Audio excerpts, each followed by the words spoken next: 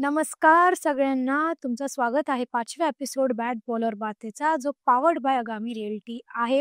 हा एपिसोड असणार आहे थोडा स्पेशल, थोडा वेगळा, थोडा झकास, कारण की आपण बोलणार आहोत क्रिकेटबद्दल, पण एक वेगळ्या पद्धतीमध्ये.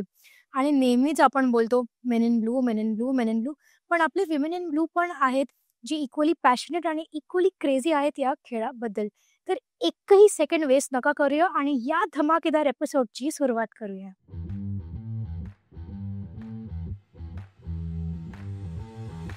मी ना फक्त माझी शुगर चेक करते, मला कसं तरी वाटतंय. शुगर आहे यार जी, कळत नाही मला.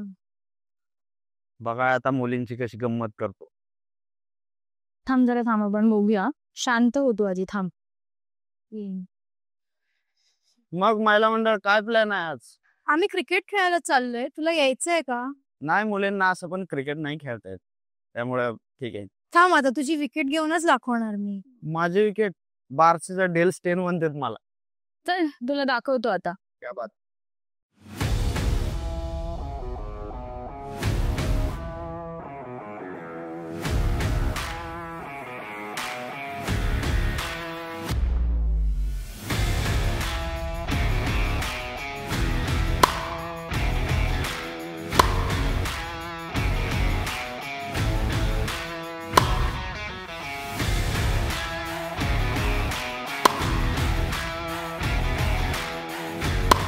अरे भाई, चांगले खेळतात की मुली, लय भारी.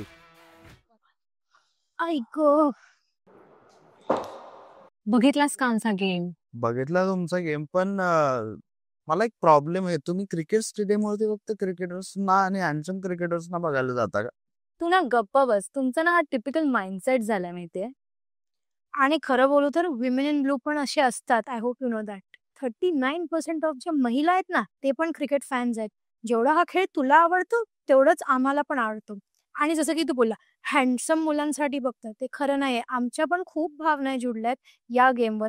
आणि किती सारे लेजेंड्स आहेत. सुनील गावस्कर, सचिन तेंडुलकर, झुलन गोस्वामी, मिथिला राज, त्यांनी या खेळाला आपल्या देशात एक नवीन ओळख दिली आहे. पण कियारा, बहुतेक तू जास्त मनावर घेतले. मी चेष्टा करत होतो तुमच्या सगळ्यांची. मला माहिती आहे सगळं, आणि महिला क्रिकेट किती पुढे आहे आपल्यालाही माहिती आहे. म्हणूनच आपण सेलिब्रेट करतोय या महिला क्रिकेटला नवरात्रीमध्ये, कारण या महिला आपल्या घरातल्या लक्ष्मी आणि दुर्गा सुद्धा आहेत.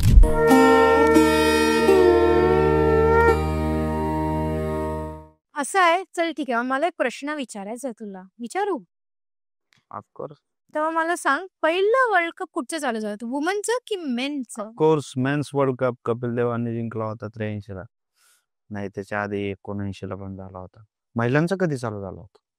जर माहिती नाही. नाही माहिती. असं माहिती नसू शकतं ना माणसाला. चुकीचा पुतळा आहे माणूस. 1973 मध्ये चालू झालं. 73ला? हा, मग 2 वर्षानंतर मेन्सचं चालू झालं. इम्प्रेसिव्ह. इम्प्रेसिव्ह.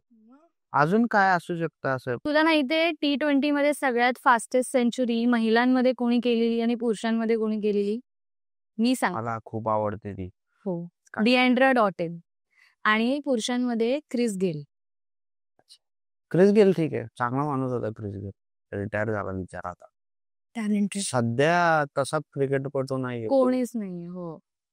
मला एक क्वेश्चन आहे, वुमेन्स क्रिकेटमध्ये सगळ्यात जास्त विकेट कोणाच्या नावावर?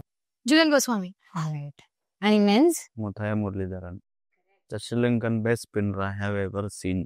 दुसरा नावाचा बॉल त्यांनी इन्व्हेंट केलेला होता त्यावेळेस. त्याच्या आधी अजून 1-2 करायचे, पण Muttiah Muralitharan was the best spinner at that time. ठीक आहे, आता मी सगळ्यांना एक प्रश्न विचारते.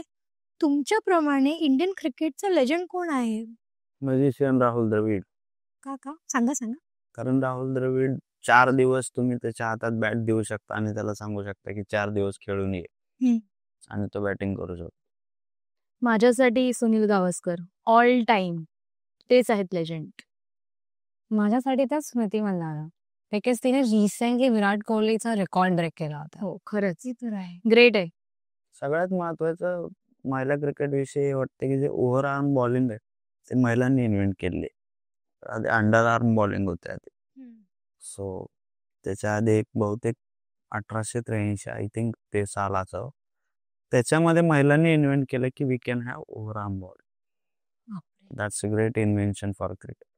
नाहीतर आता सुद्धा शमी अहमद सगळेजण अंडरआर्म बॉलिंग करत आहे. That's a great contribution. आणि प्रत्येक 200 जे सचिन तेंडुलकरांनी केले, त्याच्या आधी 13 वर्ष महिला क्रिकेटमध्ये 200 रन महिलांनी केलेले. T20चं पहिली मॅच महिलांची झालेली आहे. 50 वर्ल्ड कप पहिला महिलांचा झालेला आहे. हा होता 5वा एपिसोड बॅट बॉलर बातेचा, पॉवर्ड बाय आगामी रिअल्टी. आपल्या मेन इन ब्लूला आपण असंच सपोर्ट करत राहूया आणि होपफुली प्रत्येक मॅच मध्ये त्यांना विजय मिळतच राहू दे. मला आशा असेल की तुम्हाला हा एपिसोड खूपच आवडला असेल. आणि टीम बॅट बॉलर बाते आणि टीम भडीपाकडनं तुम्हाला नवरात्रीच्या खूप खूप शुभेच्छा. आमचा नवीन एपिसोड लवकरच येणार आहे. तोपर्यंत keep catching up with Kiara.